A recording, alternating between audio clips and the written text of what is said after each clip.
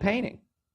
But the world is not going to accept this economy. You had Hillary Clinton, or when she went over to China a couple of weeks ago, to get them, to beg them to buy our bonds, right? She'd tell them, we're all in this together, right? And basically, this is what she tells the Chinese. You need to take money away from your citizens and loan it to us so we can give it to our citizens so they can use it to buy products made in your company to keep your people employed. That's the deal that we're making with them. Now, what the Chinese should say to Clinton is, you know what, I got a better idea. Why don't we just leave our money with our own people, and then they can use the money to buy their own products. That way we get to keep our stuff. You know, the way it is now, we get all the stuff, and all they get is the jobs. What good are jobs without stuff? That's slavery. So they're going to figure it out. And what's going to happen is they're not going to buy our bonds, and the Fed's going to start buying all the bonds, and the dollar is going to plunge. And this crisis is going to end up being a currency crisis. And when it becomes a currency crisis, then you're going to have higher consumer prices, and you're going to have higher interest rates. Right now, you know, we're creating a lot of inflation. A lot of people are talking about, oh, there's not inflation, it's deflation, right? That's all nonsense. Real estate prices are falling because they're too high. Stock prices are falling, but that's not deflation. That's just falling prices. There is no contraction of the money supply. It's growing like crazy. But the expansion of the money supply is not immediately showing up in rising prices for commodities or consumer goods because there are other temporary factors that are pushing prices down. At the same time, inflation is pushing prices up. You've got deleveraging, you've got bankruptcies, going out of business sales, you've got a lot of companies liquidating their inventory, and you have the dollar strong. And what happened was, paradoxically, when this crisis began, money flowed into America instead of fleeing America, which it will do ultimately. Can you imagine there's a giant, explosion and everybody's running towards the blast? That's what's going on. And when people look around the world and they say, well, people are coming to America because as bad as it is every place else, it's so much worse here. That's nonsense. That's just what they're saying to explain it. Just like they tried to justify the real estate bubble or the internet bubble. That's all nonsense. I mean, the reason it's so bad in the rest of the world is because they loaned us so much money and we can't pay them back. And now they're losing based on their bad loans. And what's really causing the global credit crunch is that we're borrowing so much money right now. We're crowding out everybody else.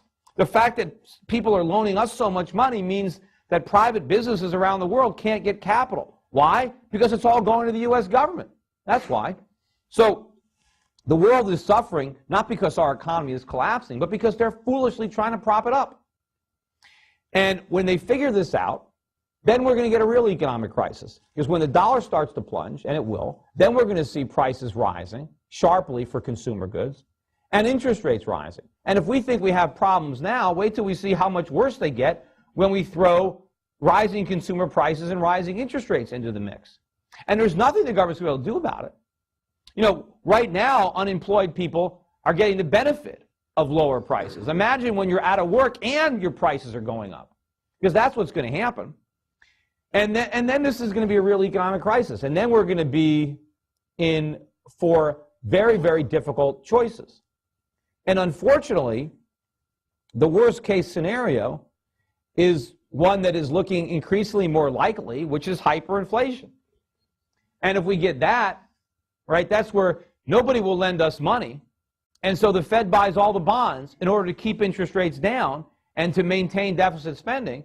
And then the velocity of money really starts to pick up. Nobody is going to want our money. Not even American citizens will want our money. And they will try to spend it as quickly as they can.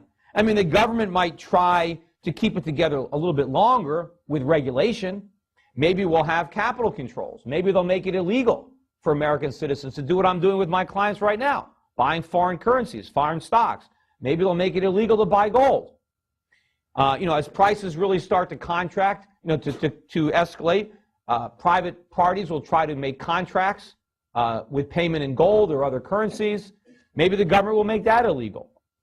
There might be stores or people that actually don't want to accept dollars because their value is dropping too rapidly. The government will make that illegal. And that means they will have a black market. That means if you want to buy something, you'll have to buy it on the black market, just like they did in the Soviet Union. The only reason you could buy anything there was because you bought it illegally. A lot of these things are going to happen. I think early on, probably even in Barack Obama's first term of office, I think we're going to have price controls. I think prices will be rising so rapidly, maybe even by next year, that they're going to impose price controls on a number of products. Probably energy, probably gasoline, probably milk, bread, and I mean, we're repeating all the mistakes of the 1930s. We might as well repeat the mistakes of the 1970s. And so when they put on price controls, what's that going to be? Shortages, blackouts, long lines for gas, long lines for food, a lot of things are going to happen. I just mentioned that. I mean, everybody now, of course, is talking about the 1930s and saying, oh, no, we can't repeat the mistakes of the 30s. Well, that's exactly what we're doing. I mean, the popular notion is that we had a depression because Hoover was so irresponsible that he trusted the free market and he did nothing. And because he did nothing, we had a depression. And then Roosevelt rode to the rescue and saved the day with big government. Well, the reality, of course, is that we had a depression because, A, we had a Federal Reserve that was too easy in the 1920s and created a boom. And then when the boom bust, Hoover ignored the good advice of his Secretary of the Treasury, which maybe is the last time the Secretary of the Treasury ever gave anybody any good advice. And instead of allowing the free market to work, he came up with all kinds of crazy things to bail people out and to prop things up and to distort prices and fix wages and all kinds of things that created the Depression. And then Roosevelt came in and proceeded to make it worse. And everything that Roosevelt did exacerbated it and made the Depression great. And we eventually got out of it after the Second World War. But how can anybody say that we got out of it because of Roosevelt? We got out of it despite Roosevelt. We would have got out of it a lot faster had Roosevelt not just expanded the failed policies of Hoover. And that's very similar to what's happening now. You got Bush, who is the Hoover now of this generation, who is now associated with the free market, who is nothing but anything like the free market. And now we have Barack Obama, like Roosevelt, coming in to save the economy with big government. Of course, the government is already huge. Maybe he hasn't figured that out. When Hoover left office, I think the federal budget was about $4 billion. That was the whole thing. And Roosevelt doubled it to about $8 billion. Now we're $3 trillion. $3 trillion.